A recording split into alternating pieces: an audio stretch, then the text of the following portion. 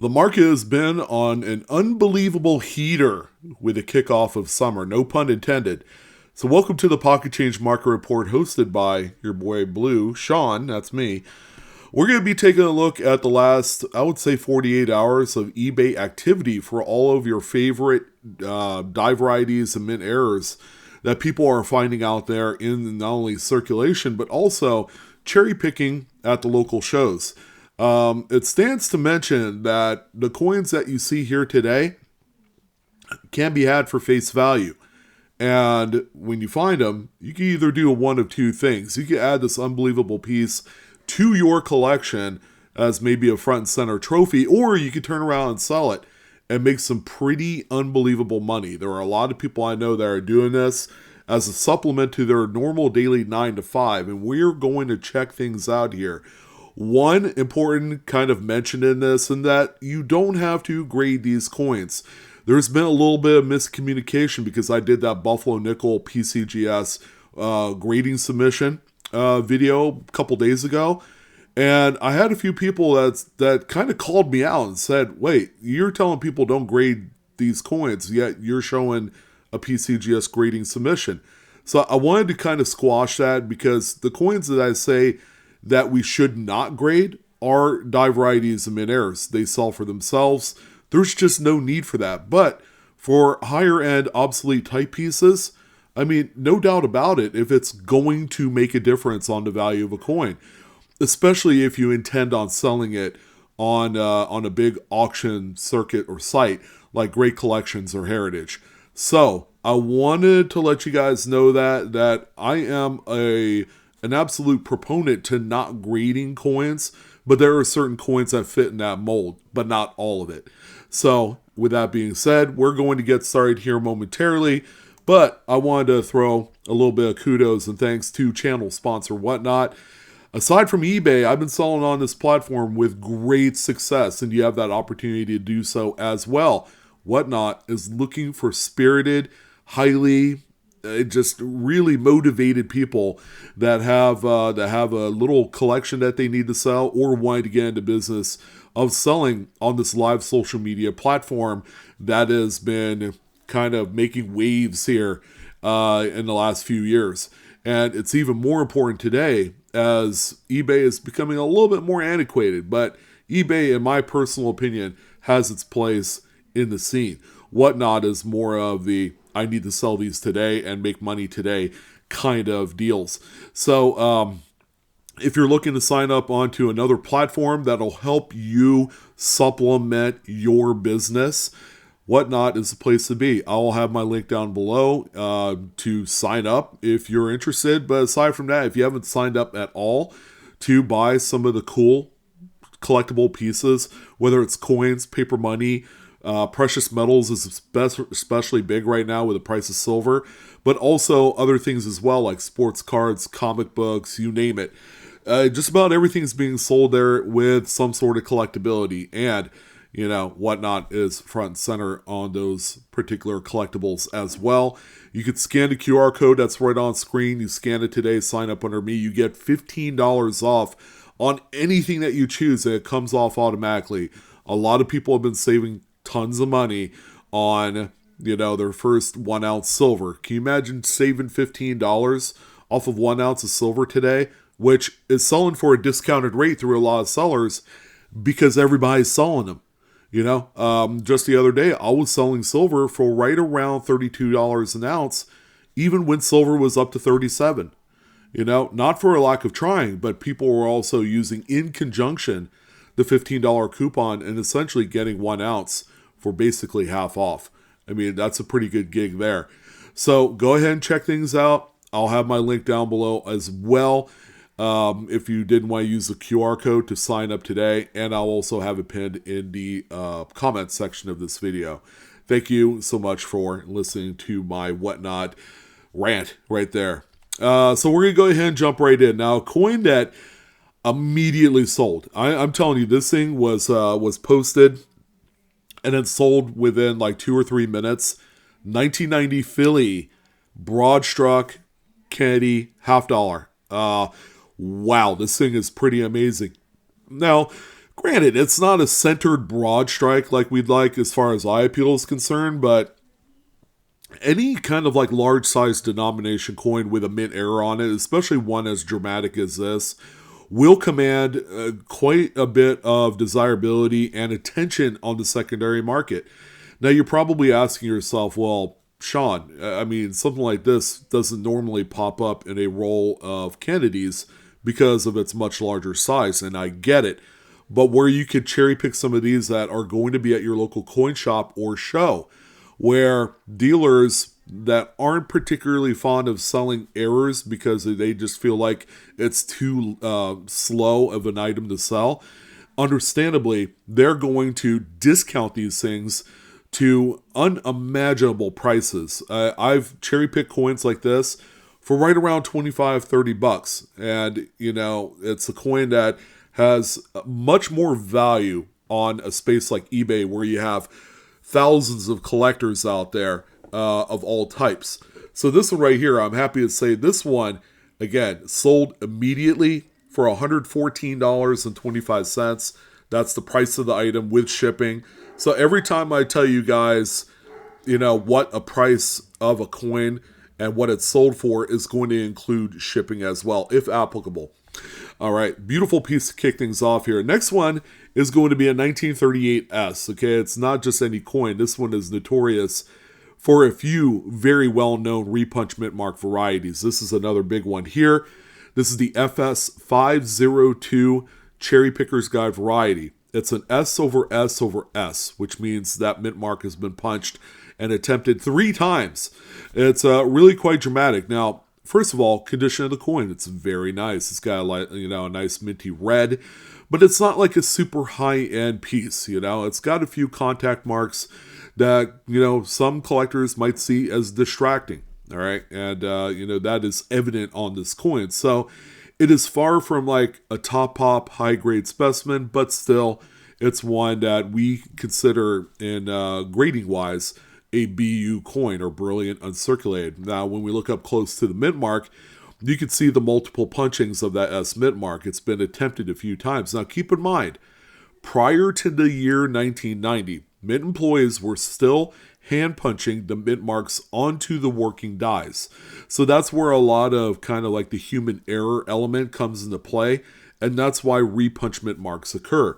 Now, this particular piece sold here this morning, as a matter of fact, for $44.95. Okay, lots of value here. But I also want to let you guys know that that both the FS 501 and 502 are really common repunch mint marks for this date. You can find them on much lower condition coins that'll still sell in the neighborhood of $8 to $15. And then kind of like on the higher end of the curve, you have these kind of like mint red examples that'll sell for about 4 to 5 times that amount. So something to let you know, lots of value packed into these RPMs. Also check out your scrap silver. We have this 1923 Peace Dollar right here. Now, this one looks like it was found right out of the scrap bin, and the first thing that you'll notice is right on the front of the coin, right toward the top where, you have E and R in Liberty, you have that gash right there. That, ladies and gentlemen, is actually a lamination. That is a delamination that has peeled off of the coin that's due to impurities in the alloy mix. So, quite interesting. This is what it looks like on a silver coin, and it's quite dramatic. Laminations, even on any type of silver. Now, obviously, the larger denominations have more value when it comes to this particular error, because laminations are really common. They're kind of on the lower end of the spectrum when it comes to mint errors. So they're not going to command like wildly huge amounts of money unless we have a lamination that's like large sized, because again, this is one of those errors where, size is really dependent on value. And that's what we have here. So this one right here ended up selling for $54.90. Today's market for these, because of the price of silver and its run up, these typically fall for around $31 to $32 at a coin shop. So if you did flip one, expect, profit in the $18 range after fees and shipping and things like that. While it's pretty good, it's nothing that you could retire off of today. The next one that we have here, this one is amazing. And it's been quite some time since I've seen a multi-struck Lincoln set. 1989 has had a couple of strikes. One that is well off center, out of collar, and then another one that is about 90% off center, showing Liberty, a uniface reverse, but overall a very dramatic mint error. This particular one right here ended up selling for $89.25. Again, I cannot stress this enough. This is more of a piece that you will find in those bargain bins at coin shops and at the shows. Especially when it comes to these much newer, what we call Zinken age coins, where the composition is copper-plated zinc. Not anybody's really true favorite. But the error enthusiasts, they'll see the value in this, and then they will pay top dollar for it. Next one that we have here, and keep in mind, we do talk about paper. This is a $1 silver certificate. It's actually in pretty nice shape. 1935 E series $1 silver certificate with a slightly misaligned overprint. Boy, man, this thing would have, I can imagine, would have been overlooked quite a few times. Because it's really not all dramatic. If you looked at the blue treasury seal on the right side and then the serial numbers right above it, you wouldn't think any better. But the serial numbers is kind of like touching where it says $1, even though the $1 is a completely separate print process than the overprint on this note. So the note, again, I can't say this enough, is in really nice shape. Vivid colors, crisp paper, and I'd say it's probably uncirculated. This particular one right here ended up selling to the tune of $49.95. Just recognize that something like this can show up at local shops, shows. Dealers probably wouldn't pay too much attention to these, but this is where you could come in, swoop in, buy these for around $6 to $8 a piece in an uncirculated condition, turn around and flip them and make lots of profit on them. 1943 Steely. Any sort of mint error on the steel cent is like gold, and we gotta treat it that way. It's almost like a mint error on a 76 bicentennial quarter.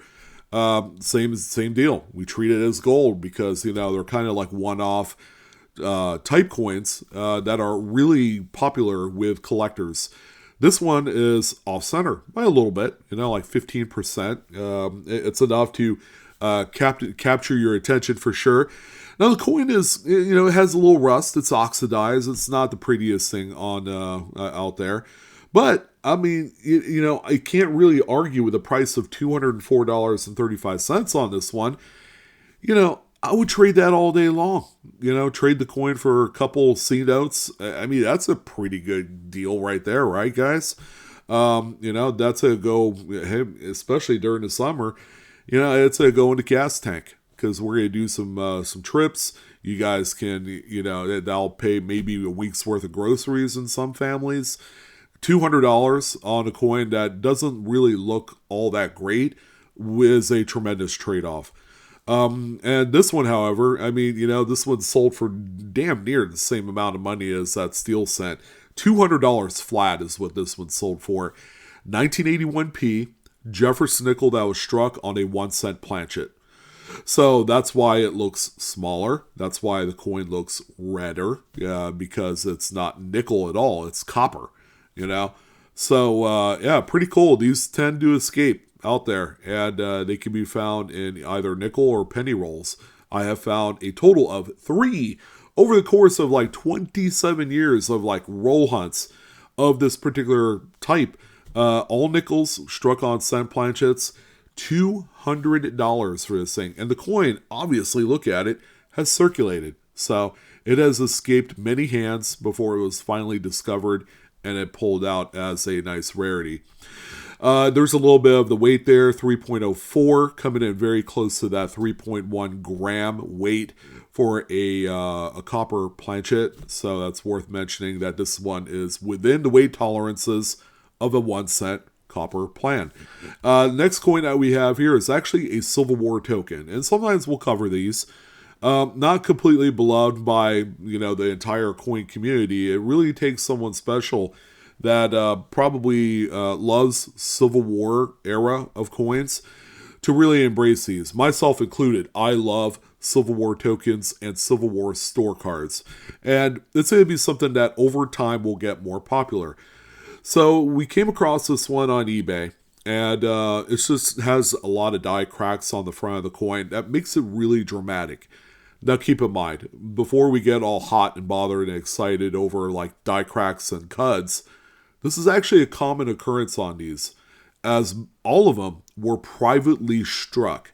They were either struck over existing Indian head cents, or they were struck on just blank 1 cent copper planchets. So the overall process, very crude. If you guys can see some of the dies for these, a lot of them are just like, they look like junk. They rode the dies to death, for trying to make 10,000 of these Civil War store cards. Because during the Civil War, actual regular circulating coinage was hoarded. So this is where the businesses had to come in, and they had to make their own kind of like monetary instrument. And that's what the Civil War store card is. So this is for Cedars Market in New York. All right. So they are a meat market that, that sold meat to the public, pretty easy. These are always very popular so long as they have like an address on them and a business name. That's kind of like the best combo with these. So this one here, again, heavily promoted for the die cracks and like die breaks on this one. Very attractive. Selling for $119. So again, pretty good sale there on that one. 1857 Flying Eagle, another kind of very small 1 year type. Okay, look at the reverse. You have 2 cut die breaks that are attached to the bottom of the ribbons on that wreath. And that's the big part of this one. Now the coin doesn't look all that great. It's a very low condition coin. Looks like there's a little corrosion on the front right on that wing. Looks like the coin has been cleaned as well. But that's just kind of like the outward appearance of the coin based off of this photography, which is fantastic. This seller did a great job portraying this coin as you would receive it in the mail. So this one here ended up selling for $58, very close kind of to where the value is here. The cuds are very interesting. Because of condition, this is probably, without the cuds, a $30 to $35 coin. Again, Flying Eagles, as long as they look okay, will have a lot of collectability because they only made them for 2 years, really. 3 years if you counted the 1856 proof, where barely any of them exist. So, yeah, very cool coin. I've seen probably 2 others like this with the reverse double cuds. All right, 1977 $1 bill coming up next. Very similar to the silver certificate. However, the dramatic nature of the misaligned overprint shows more on this one. Especially when you look at the bottom left series of serial number there, overlapping the treasurer signature. Okay, so that is like a telltale sign that something happened here. So the sheet was slightly misaligned when it printed that over stuff there. This one ended up selling for $84.99. 22 total bids on this one. Okay, very nice note. Very nice condition as well. It's got a few minor yellowed stained areas, but overall, probably like a net AU kind of note. And also keep in mind, the much newer notes, you can find some good stuff, cool stuff here too. 2017 A Series, Colorized 20. Looks like this thing came out of an ATM, to be honest, because this is what we're used to seeing. So much like the 2017 A $2 bills with the over-inked star, we have one on the 20. And we've seen a few of these in the past. And it's really cool, definitely one to keep an eye on. This note, by the way, is gorgeous. It's got virtually no folds that I could see, so it's a very crispy example. And there you go. That's the over-inked star right there, which it's supposed to have a little white dot. And this is actually something that's very common to see on any 2017 A series note. I think We've seen them on $2 bills, 20s, and I believe 10s as well. So when you do come across these, keep in mind that the grading companies, if you find yourself wanting to send this out to, say, PMG or PCGS banknote, they will note this as either a filled star or an over-inked star. Okay, usually it's going to be the over-inked star as their designation on there.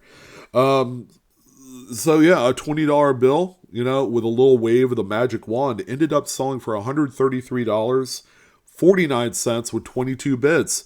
That's over 6 times face value. It's again, it's good as gold, guys. When you're finding these out there and you're selling them for this kind of money, and you realize how much you just ripped off of this one, man, it's the best feeling ever. But that's the collectability of these. You're doing the work by hunting for these. You deserve the profit. Next one that we have here is just a very minor clip, 1959 Lincoln cent. All right, nothing really to get too excited about, but a great smaller, lower end supplemental piece for your eBay system at work. This one ended up selling for only $7.47 with 9 bids. So, yeah, people were throwing in little 50-cent bids here and there until it was all done. It's a nice cherry of a coin, okay? It's the grade really did this one a lot of favors. If this thing was like brown and oxidized, you'd be lucky to get a buck or two out of it. But because of condition, this one probably had a huge effect on what it ended up at. But it is just a regular small clip. Let you guys know that even things like this selling for over 700 times face value, I would do that all day long. It is worth it for me to do this because all that profit money goes into one bucket. We also have a trio. Our first lot of the day, by the way, of Silver War nickels. Beaters, by the way. These are not beauty queens. Not one of them. A couple of 43s and a 44 with delaminations. Very common occurrence on these, as the annealing process was a little bit of a challenge for them with this new composition they were working with. The reverses showing just all tons of wear. This is what, Silver War nickels look like compared to what a gorgeous uncirculated piece would look like. It's like a polarizing night and day effect here. But I'm going to tell you, this is a smart purchase at only $15.50 with a couple of bids, because you could turn around and sell each one of these for $20 out the door, with shipping. And you'll profit about $15 a pop for each one. So you'll very easily 3x your money on this lot. Again, recognize the lots. You're going to be saving yourself a lot more money. Get it? A lot more money. By buying bigger groups of these, because the seller is willing to accept a little bit of a discount based off of the bulk tier pricing. So this is supposed to be an 1859 Indian head set, but it's missing the 9, sort of. This one was struck with a filled die on the 9. All right, so it's just filled with like impacted grease and debris bits in there. So it's not going to completely show in relief, those particular areas that are impacted with that grease. This is one of them right here. All right, and a pretty cool coin, because otherwise it's like a VF25 with a full readable Liberty on the headband there. This one here selling for $64.95. Great catch, by the way, because in this condition, without the filled die, this is like a $40 coin. So the seller, who's a young seller on the platform, doing very well for himself, by the way, recognized this and, probably made $20-$30 off of it. I know I've bought coins like this for around $30 myself. And since it's the first year of the Indian head set with the first reverse wreath design without the shield, this one has more importance over some of the other dates right after it. Not the greatest photos. Boy, pretty tough front picture. That obverse is looking very, very fuzzy. But we do know it's a 43S Steely with a retain cut or pre-cut on the reverse right on that right wheat stock. So the die had broken, cracked, probably a little bit loose, but hadn't completely fallen out yet. Okay, eventually it would have, where it would create a full-blown cud. And by the way, this is as close as we're going to get to a cud this week, because I was giving you guys a break. Cuds have just been off the rails hot lately. This one right here is selling for $24.49. The coin, kind of hard to say if this one's been replated or reprocessed. Is another word for it. It's got that artificial look to it that would give me an indication that it has. 1982p. This is the missing Frank Gasparo initials version. This is the FS901.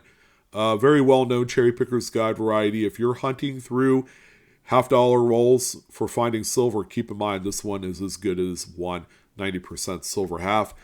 As you can tell, a little bit of over polishing in this area where the wing or the tail feathers and the right wing there of the eagle FG initials completely gone. $17.99 is the sale price. So it's actually a little bit better than 90% silver. So find this one, sell it. Go ahead and buy yourself 90% silver, and you'll have enough money to buy a Coca-Cola, at a vending machine. 1988. Don't know what the mintmark is. I don't really care. This thing's off center struck by about 70%. Man, this thing's cool. It's a great, awesome day too. It's one that I would say is less frequently shown onto the marketplace. We see more 83s, 85s, things like that. We don't see nearly as many 88s out there. So someone will need this for a date set. Selling for $47 with 17 bits. Again, this is something that you could cherry pick at a coin shop or show. Just be cognizant that this thing can show up in those bargain bins. By the way, I love shopping through those things. 1995. Now, I'm guessing it's a 1995 Lincoln Memorial set that was struck through a later stage capped die. A coin was actually stuck to that die, and it had struck a bunch of coins, leaving kind of like this weak anomaly there, while all the while the reverse is very well struck. These are quite popular the same way that cut die breaks are. This one is selling for $61.50. Very strong amount of money.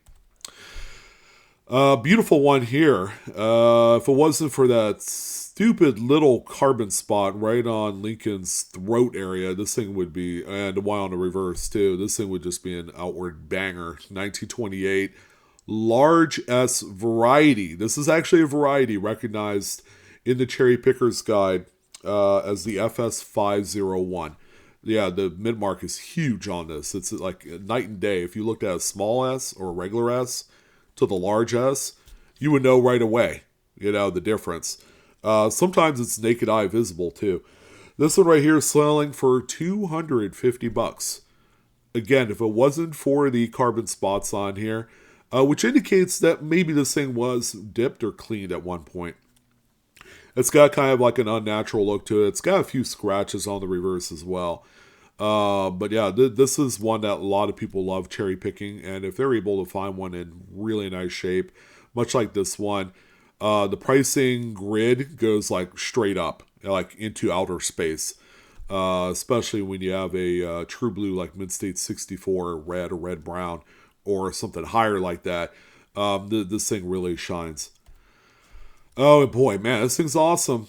All right, by show of hands, a lot of people, a lot of you probably watching would probably say, man, this thing is like damaged, like it was like a garage job sandwich type deal in a shop vice, and that's something I've heard before. But this is actually 1980 Lincoln Memorial Cent with an indent, where another coin probably had already struck, because this has a very irregular edge to it, was overlapping this planchet, and then both coins were struck as like a bonded pair. So there's another coin out there, ladies and gents, that fits this one. That's going to have kind of like that pointy, triangle-y kind of edge to it. That'll fit this one. It may be out there, may have gotten, picked out during the quality control process. Kind of hard to say. But this thing is like bonkers. This one ended up selling, by the way, for $45. I feel like it could have been a little bit more, because it's a indent shape that is a little bit more different than what we're used to seeing. Wow, 1970, this is a gorgeous coin. Never ceases to amaze that this seller continues to hammer out just tons of these, and for this price too, which we'll talk about here in a second. 1972, FS 102 variety, again, another Cherry Picker's Guide bomb. DDO number 2, so it's a premier double to die obverse. It's not number 1, it's number 2. This one is a beautiful gem sterling example with some pretty amazing doubling on there. On the date, Liberty, just very crisp and clear. The motto, "In God We Trust." This is what we play for, guys. Look out for these. Look at under every single 1972 Lincoln set for doubling. And this is what we're going for here, guys. This one's selling for $153.90. Goodness gracious, great balls of fire. That is awesome. We also have this one here too. Keep in mind, this one might be sitting in some bulky, crappy jar full of foreign coins. Maybe you had made a trip to Europe back in the early 2000s. You might have a handful of these sitting in there. And they have shot straight up into the abyss, because this thing is crazy. 2004 J is like a mint mark, I guess. 5-cent euro. This is the German 5-cent euro, by the way. So if you've been to Germany and have some of these, yeah, make sure you're looking at every 2004 J that you come across. Look at the doubling, by the way, on the front. The lines with the stars, the edge of the globe, the big number 5 is doubled, the cent. This thing, I remember as recently as like 10 years ago, there were quite a few of these out in the marketplace that people were selling for like 10, 15, 20 bucks. And here we are in the year 2025, and there's not nearly as many of these. As a matter of fact, when I did the PCMR for today, there were 2 examples that sold probably 12 hours apart. Okay, the first one for right around like $86. It was like $85.99. And then there was this one here that ended up selling for $180.84. Wow. I mean, well, where has things gone as far as the market on these? And they have gone straight up. So now might be a time to dust off that unsightly, unwanted bag of foreign coins that you thought would just stay in that bag for the rest of its life. And then look for this. Again, 2004 J, 5-cent German euro. That's what you're going to be looking for. Yeah, we also have this in the Tuskegee Airman Quarter, the last one in the America the Beautiful set. With our good old burning building strike through with the missiles coming off of the airplane there. Yeah, this thing's nasty. I remember when these things were like $300-400 back a few years ago. It was the talk of the town. And where are these at today? Well, they're not quite $300-400, but I'm happy to say that there's still some value here. This one selling for $79.50. Again, that's all strike through. There was like grease and, there's all sorts of stuff. That's all hardened on the die. You're also going to see some feeder finger contact scratches that have transferred from the die to the coin. They call it field restricted strike through. It's the official terminology for it. But in layman's terms, burning building works just as well here. Yeah, cool. I mean, coins and cards. Yeah, we knew there was going to be one big giant coin. This is it right here. And it's funny, it's not even the big Repunched date. There's a lot to love here. Let's talk about it. 1867 Indian had sent Repunched date. But not only that, this thing had crazy over-polished dies. You know how I know? Look at the feather detail on there. Right above ERTY and Liberty, and then going all the way to the right, kind of like wrapping down. Yeah, overbraided dies was even a thing back in the 1860s. All right. And this one has just that. And it's also got like some improper alloy mix wood graining on there. That's cool as well. So here, ladies and gents, is a Repunched date, mostly on the 1 and 8 here. The big one, we see it on the 6 and 7, where you can actually see the double top of the 7 poking through. That is quite dramatic. This one less dramatic, but still as important. This one ended up selling, by the way, not a cheap coin. This is a tough date. $397 off of 38 bids. This thing is nasty. I love this coin. Coins and cards, shame on you guys for showing some of these just high profile just pieces. Oh, insane. And the final coin, not really, a mid-error of any sort. It kind of is. 1854, seated, $50 with arrows that date. It's got a little bit of clash die stuff, both on the obverse and reverse, but overall, just a great looking type coin. This one right here ended up selling, by the way, to the tune of $165.26. 30 total bids here on this one. Yeah, this thing's nice. This is a nice coin. It's a very common date. Don't get me wrong. 1854 with arrows, grow on trees, and I will say that your best bet of finding a nice higher end piece with not a whole lot of, distracting stuff going on. It's got a few little contact marks here and there, which, that's kind of par for the course for a coin that's 170 years old, right? I mean, it's like normalcy here. But yeah, I mean, if you're looking for a good kind of pre-Civil War type coin, 1850s seeded material, as long as it doesn't have like a S mint mark on there or some crazy variety, is certainly the ticket. The 1853, by the way, with the arrows and rays, is another anomaly because it's a 1 year type. And those rays are quite dramatic on the reverse. It takes this coin to a whole other level. So pretty one to end things off there. Oh, by the way, there's a little bit of the die clashing right there by the claws and feather detail. Right in that field area, that little flat area there. So that's going to go ahead and do it for this one. Boy, we haven't done a good PCMR. We didn't do one midweek, so you guys certainly deserve this for the weekend. Again, keep in mind, this is all educational. None of this should be taken as financial advice. Please collect and or grade your coins responsibly. Have fun in this hobby. That's important. Number one. Number two, you could always make money off of it, after you've had your fun and your education kind of built in there.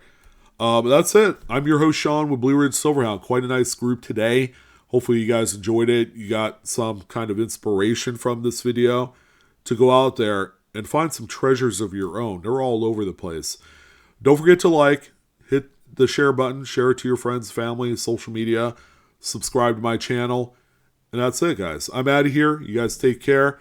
Hope to see you guys on Whatnot someday. We got a big, huge summer promotion running right now as we speak. But this is it. So you guys take care. I'm out of here. Have a great weekend. And I'll see you on the next coin video. So long.